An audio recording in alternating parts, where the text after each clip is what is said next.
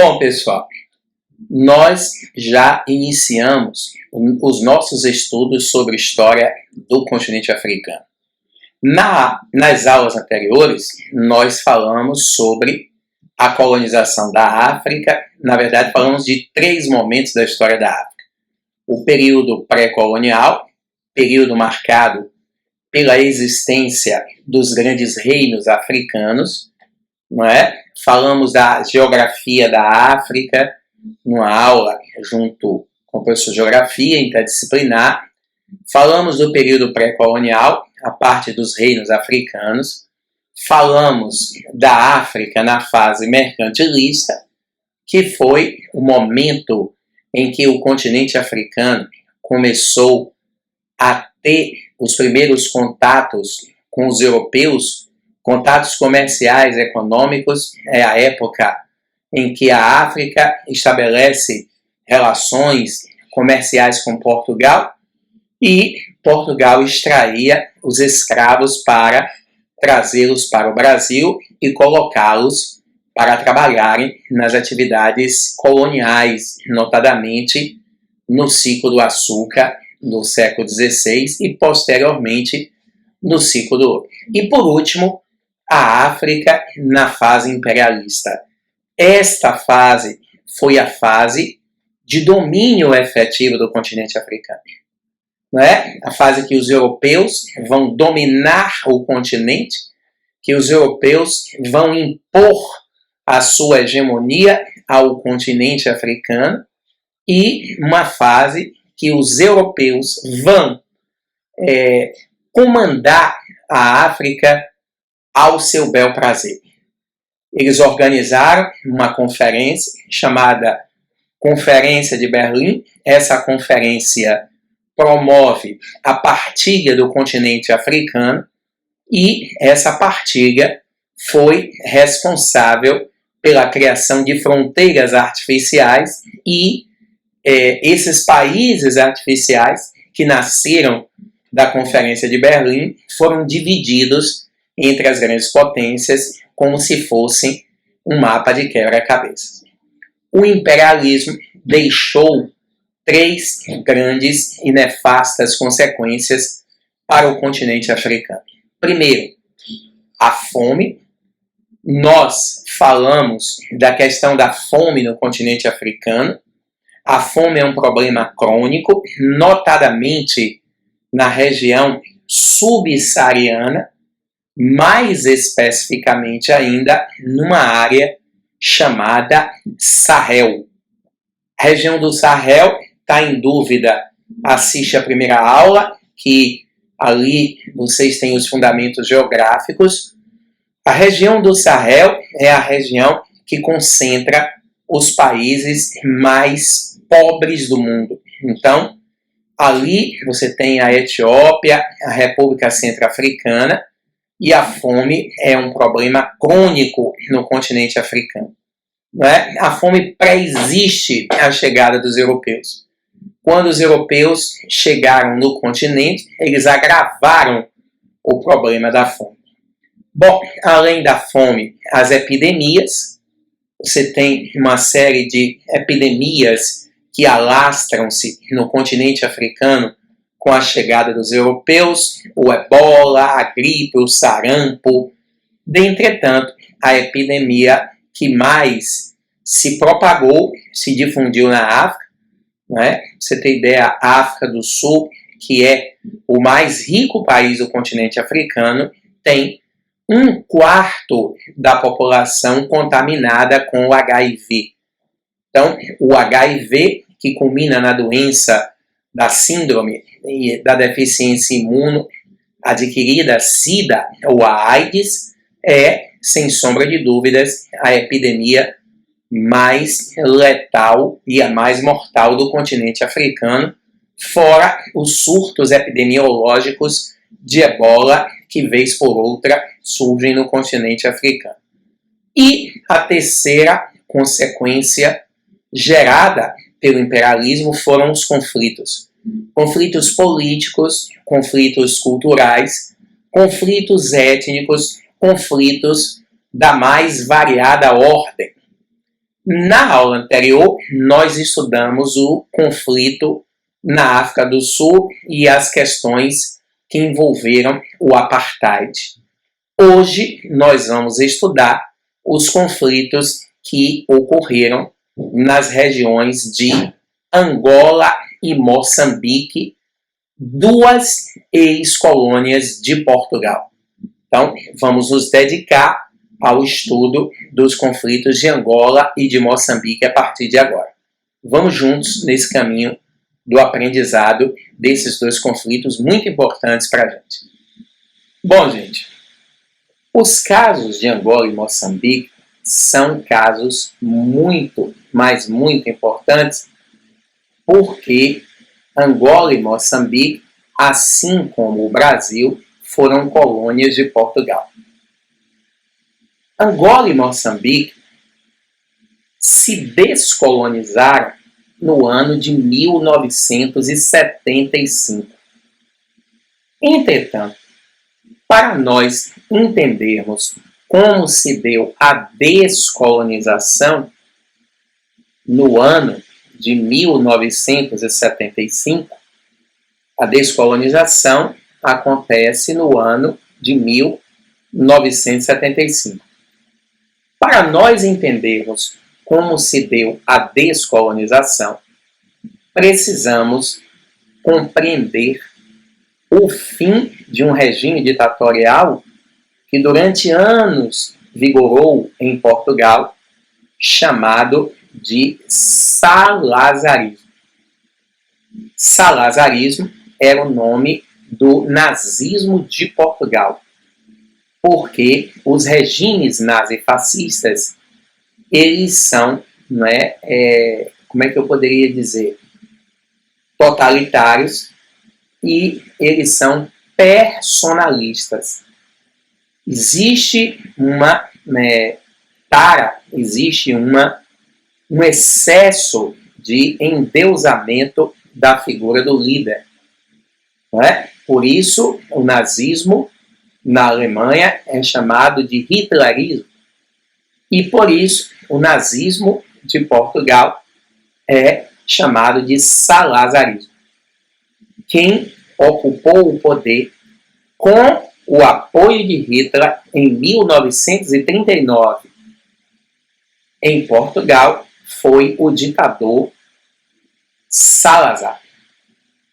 Salazar governa Portugal de 1939 ininterruptamente até 1985. Salazar governa Portugal ininterruptamente de 1939 a 1974, perdão. Eu falei 75, mas 75 foi o ditador espanhol, o Franco, que a Espanha adotou um regime nazista no mesmo ano que Portugal fez, em 1939. O regime nazista espanhol denominava-se franquismo, numa analogia ao líder, o general Francisco Franco. O regime nazista português chamava-se salazarismo, numa analogia ao general Salazar. O salazarismo ele chega ao ápice em 39, quando Salazar tomou o poder, e a partir daí Portugal e por conseguinte suas colônias iriam viver sob a égide de um governo fascista ditatorial. Tá? Sem exceção. Porque o salazarismo ele não ficou circunscrito a Portugal. Todas as colônias de Portugal tiveram que aderir a esse regime ditatorial, fascista e opressor. Portanto, de 39 a 74, as colônias de Portugal passaram por maus bocados. No ano de 1974, o general Salazar ele morreu. Diabo levou para o quinto dos infernos. Salazar morre em 1974. Quando Salazar morreu, muitos acreditavam, em 1974, com a morte de Salazar, que o salazarismo findar-se-ia. Ledo engano. Quando Salazar morre, o número 2 do poder, Marcelo Caetano, assume o governo. Marcelo Caetano assume o governo em 74 e dá continuidade ao regime salazarista português. Marcelo Caetano assume o poder e dá continuidade ao regime salazarista português.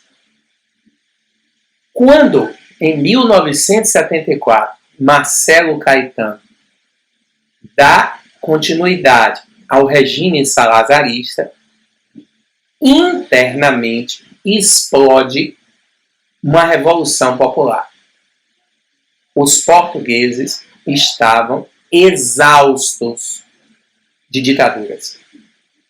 Os portugueses estavam exauridos de regimes ditatoriais e, no ano de 1974, explodiu uma revolução armada com grande adesão popular. Quando o povo, quando os portugueses iniciaram essa revolução armada contra o Marcelo Caetano, contra o salazarismo, os portugueses estavam preparados para uma revolução sanguinária. Os portugueses estavam dispostos a tudo. Eles só não estavam dispostos a continuarem sobrevivendo sob a égide de um regime ditatorial. Para a surpresa dos portugueses e até da comunidade internacional, a revolução acabou sendo pacífica. Porque o exército, que sempre foi o elemento basilar de sustentação de Salazar, abandonou o barco. O exército português apoia a população e a revolução de 1974 tornou-se uma revolução pacífica e é chamada de Revolução dos Cravos. A Revolução de 1974 tornou-se uma revolução pacífica e é denominada de Revolução dos Cravos. O símbolo da Revolução foi um cravo branco. Cravo, aquela flor muito usada em homenagem a defuntos, mas normalmente o cravo usado para homenagear defuntos é o vermelho. O cravo branco, porque a cor branca simboliza a paz. Por isso, a Revolução de Portugal ela é denominada de Revolução dos Cravos. E ela, a Revolução dos Cravos, venceu, pondo fim ao salazarismo. Em 1975, depois de aproximadamente um ano de governo, 1975, com a vitória da Revolução dos Cravos, Marcelo Caetano renunciou ao poder. Então, em 1975, o Marcelo Caetano renunciou ao poder em Portugal. Quando Marcelo Caetano renunciou ao poder em Portugal, Portugal se redemocratizou. Com a renúncia, Portugal se redemocratiza. Agora, após o fim de uma ditadura longa e sanguinária, estamos falando de uma ditadura que perdurou de 39 a 75, Com o fim da sanguinária ditadura salazarista, a situação socioeconômica de Portugal era horrível. Normalmente, quando um país sai de um regime ditatorial, a situação socioeconômica desse país é horrível.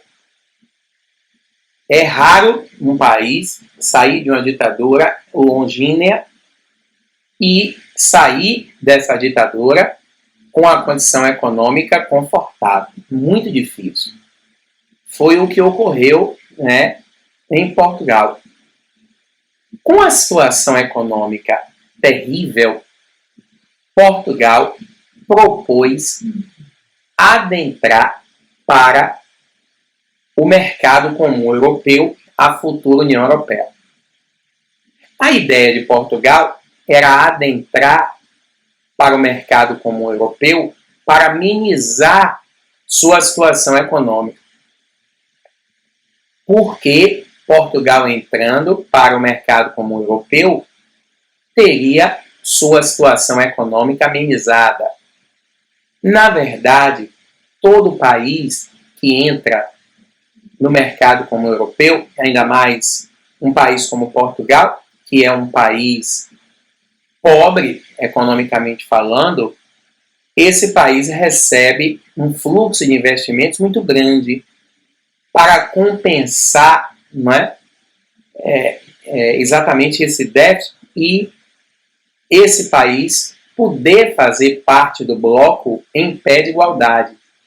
Porque o mercado comum europeu é uma área de livre circulação de mercadoria, de produtos, de insumos, de serviços e de pessoas. Hoje tem até a moeda única com o Tratado de Maastricht. Então, você não pode ter dentro da União Europeia países com discrepâncias econômicas muito grandes. Por isso que o governo de Portugal sabia que se Portugal adentrasse na União Europeia, Portugal seria contemplado com investimentos dos grandes. Portugal seria contemplado com investimentos da França, da Alemanha, da Inglaterra e da Itália. São os 4 grandes do mercado comum europeu, né? Lembrando que recentemente, com o Brexit, a Inglaterra deixou de fazer parte desse bloco. Né?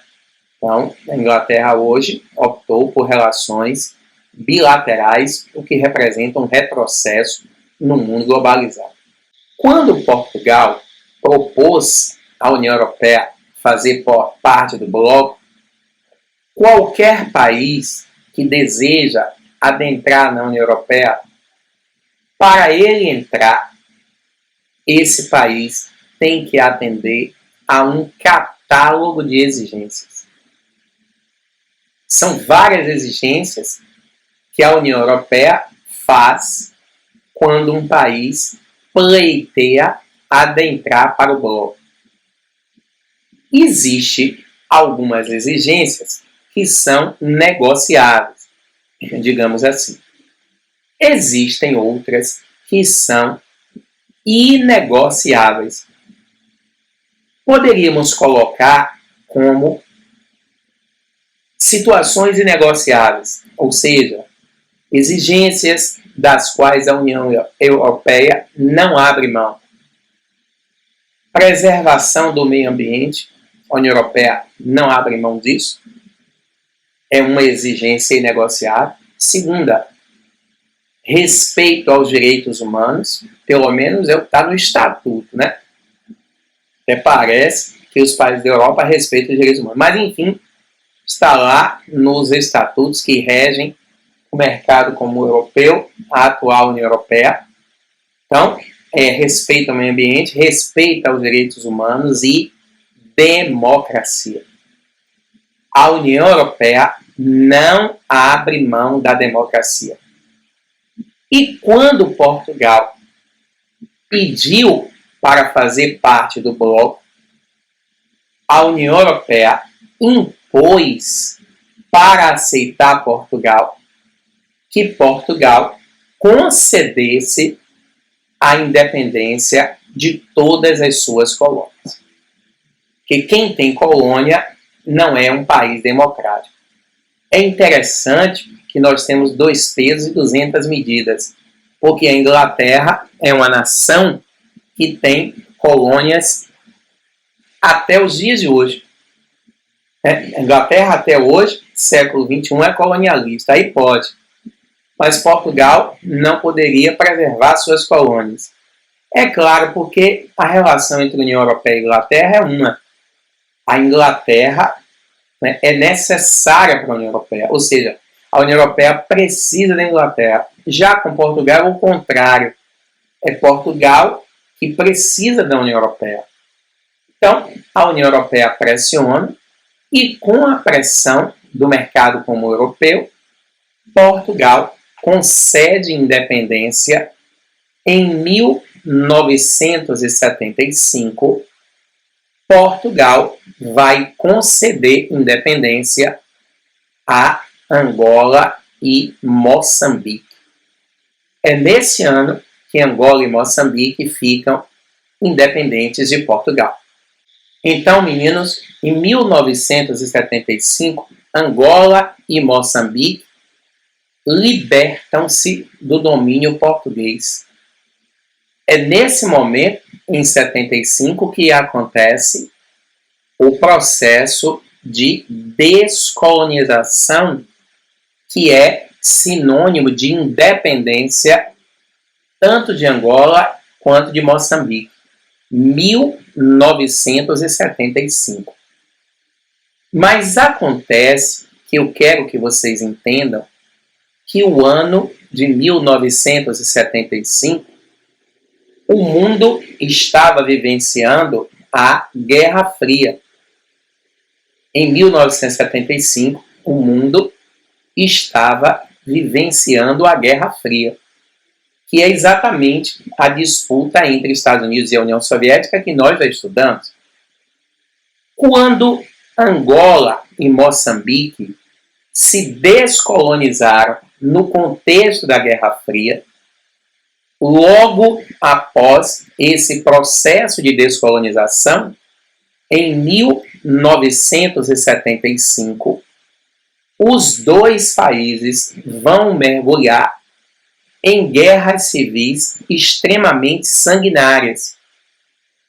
E o detalhe, essas guerras foram estimuladas pelas 2 grandes potências que emergiram do pós-guerra. Sabemos, eram Estados Unidos e União Soviética. Os Estados Unidos e a União Soviética fomentaram as guerras civis, muitas guerras no continente africano, porque eles viram nessas guerras civis a possibilidade de ganharem muito dinheiro com o comércio de armamentos. Que absurdo! Então, veja que loucura. Angola e Moçambique primeiro brigaram para se tornarem independentes de Portugal e Espanha.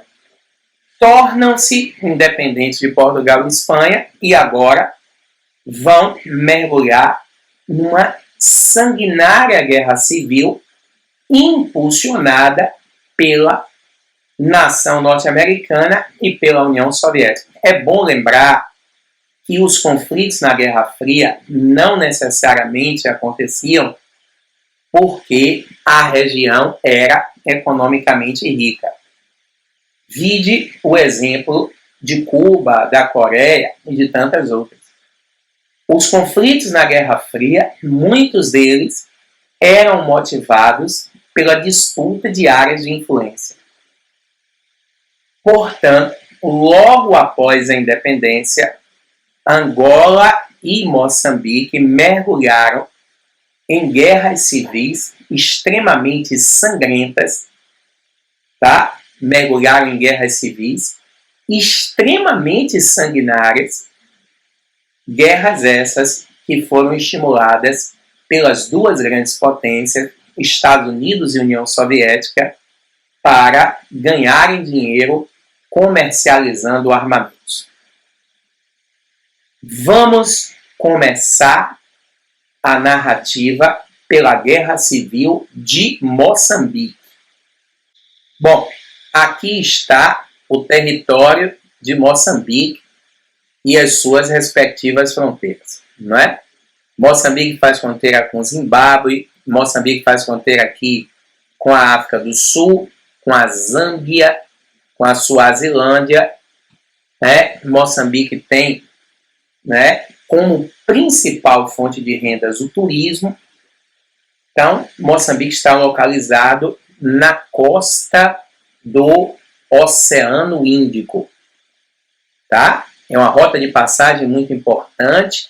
É um local calmo, porque Madagascar acaba ficando com as áreas mais, digamos assim, revoltas do Índico e apara a porrada. Teve um tsunami em 2005 na Ásia, que atingiu a Indonésia, chegou até Madagascar. Esse tsunami só não atingiu Moçambique, porque Madagascar apurou toda a porrada. Então, Madagascar apurou toda a pancada, né, e protegeu Moçambique do tsunami. Moçambique, que foi a última residência do líder sul-africano Nelson Mandela por opção. Bom, Moçambique ficou independente em 1975 e logo depois da independência, Moçambique mergulha numa violentíssima guerra civil. Quem estava brigando e por que estava se brigando na região de Moçambique? Os conflitos em Moçambique, a guerra civil de Moçambique, envolveu dois grupos. Um grupo chamava-se Frelimo. O que é que essa sigla significa? Frente, Fre é de frente, LI de libertação, MO moçambicana ou de Moçambique. Frente de Libertação de Moçambique. Chamava-se Frelimo.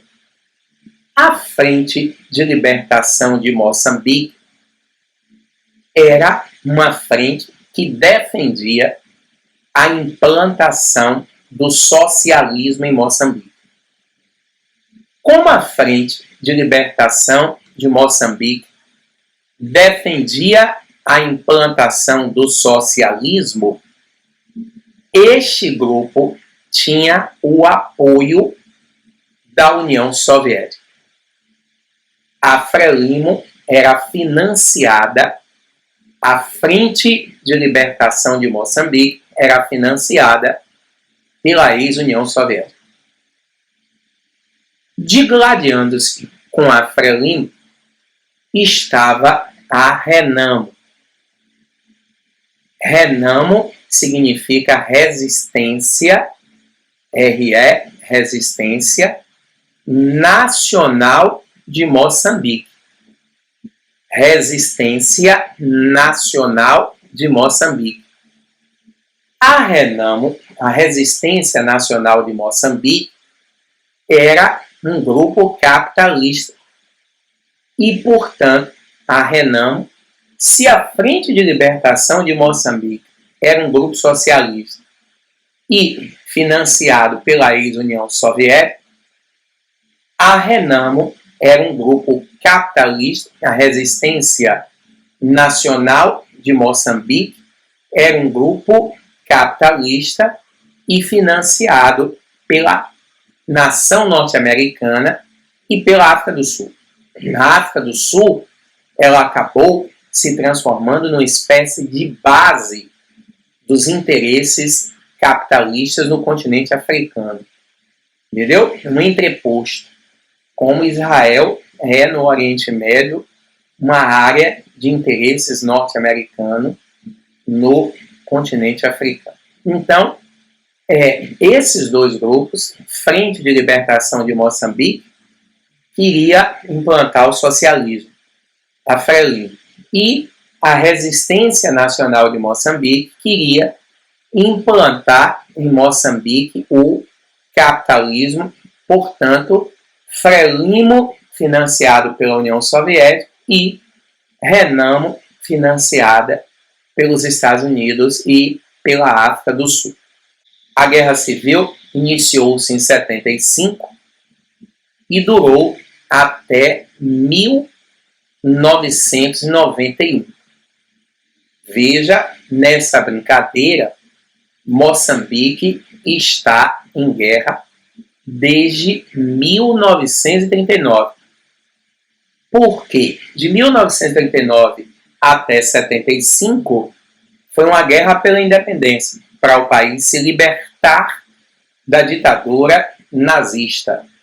E de 75 a 91, uma guerra civil fomentada pela União Soviética, financiando a Frelimo, e pelos Estados Unidos, financiando a Renamo.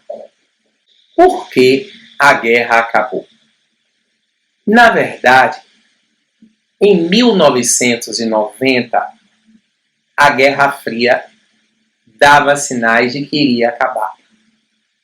O último presidente da União Soviética, Gorbachev, ele já mostrava sinais de desgaste da ex-União Soviética desde 1984. E no ano de 1991, o último presidente da União Soviética, em uma ex-república soviética, que hoje é um país independente, chamada Bielorrússia, o Gorbachev assinou um tratado chamado Tratado de Minsk. Tá? O Tratado de Minsk pôs fim à União Soviética.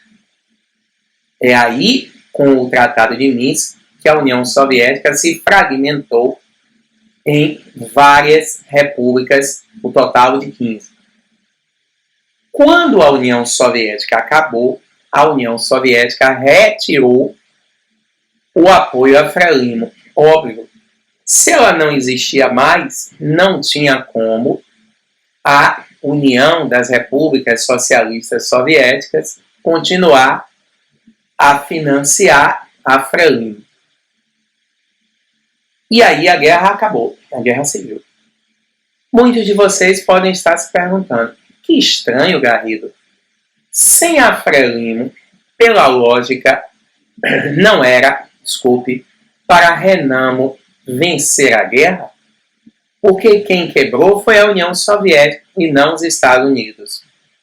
Pela lógica, sim, mas o fim da União Soviética quase promove o fim dos Estados Unidos junto. Por quê? Quando a União Soviética acabou, os Estados Unidos correram risco de morte, porque a base da economia norte-americana na Guerra Fria era a venda de armas.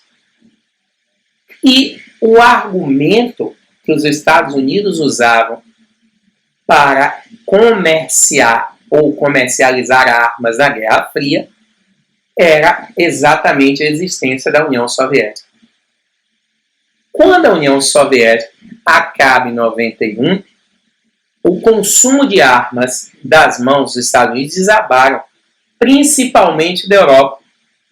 É por isso que em 91 a Europa entra em ascensão, se unindo ainda mais, criando o Tratado de Maastricht. Porque na hora que a Europa passa a consumir menos armamentos dos Estados Unidos, sobra muitos recursos para a Europa. E a Europa pega esses recursos e investe internamente nela, aprimorando-se, modernizando-se industrialmente e, portanto, tornando-se uma potência, não é? A primeira nação, digamos assim, global do mundo, o primeiro Estado em rede da face da Terra. Se, por um lado, o fim da União Soviética foi ótimo para a Europa, porque a Europa vai economizar milhões de dólares em recursos que outrora gastava comprando armamentos norte-americanos, ele foi péssimo para os Estados Unidos. Quase a economia norte-americana colapsou. É tanto que os norte-americanos não reelegeram o presidente Bush, que era o presidente dos Estados Unidos, quando da queda da União Soviética.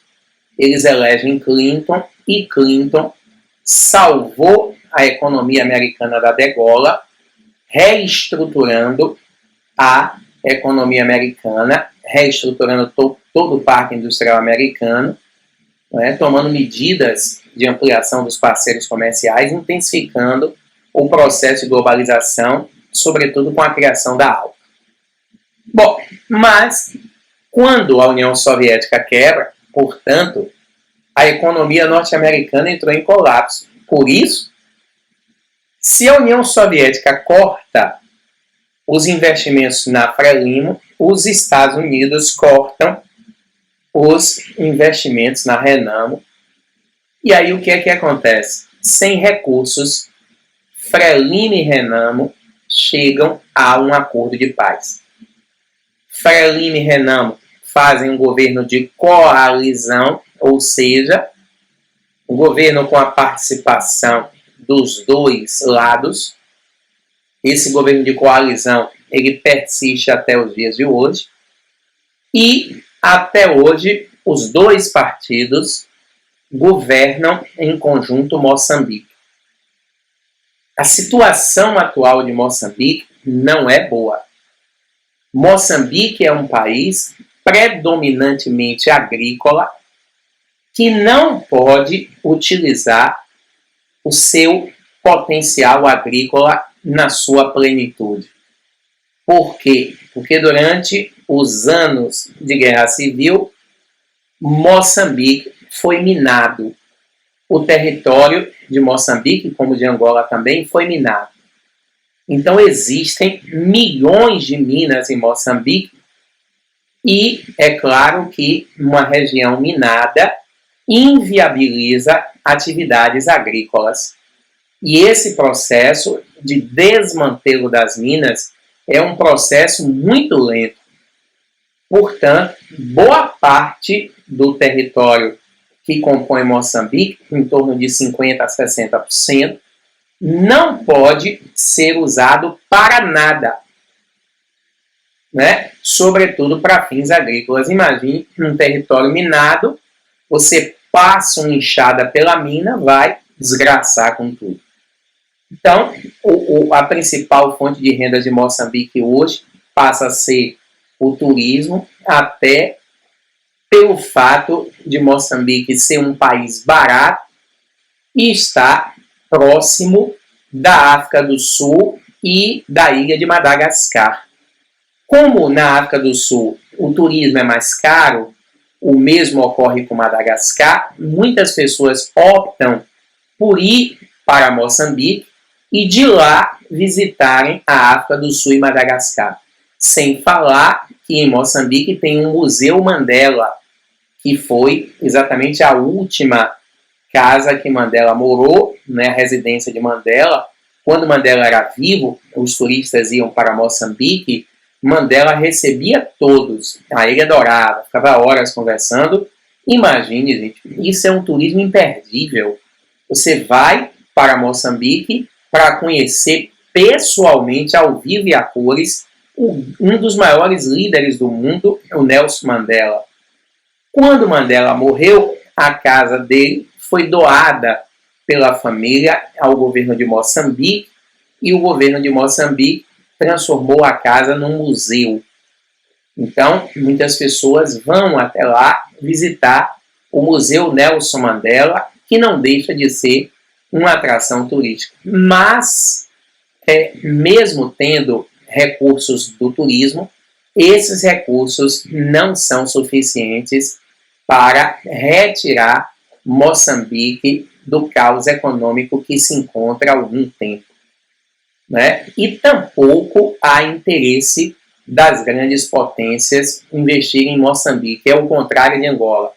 Porque Angola é um país muito rico em recursos naturais. Se Moçambique fosse um país muito rico em recursos naturais, com certeza o que não iria faltar eram, né, grandes empresas interessadas em investir no país. Como não há, Moçambique amarga uma situação de pobreza e de miséria atroz. Beleza? Então, em linhas gerais, esse é o caso de Moçambique. Na próxima aula, nós vamos estudar detalhadamente a questão de Angola, porque Angola é uma questão muito delicada e as relações de Angola têm e influenciaram muito as relações com o Brasil. Por isso, na próxima aula, vamos estudar com riqueza de detalhes a situação de Angola. Tá bom? Um abraço a todos e até a próxima.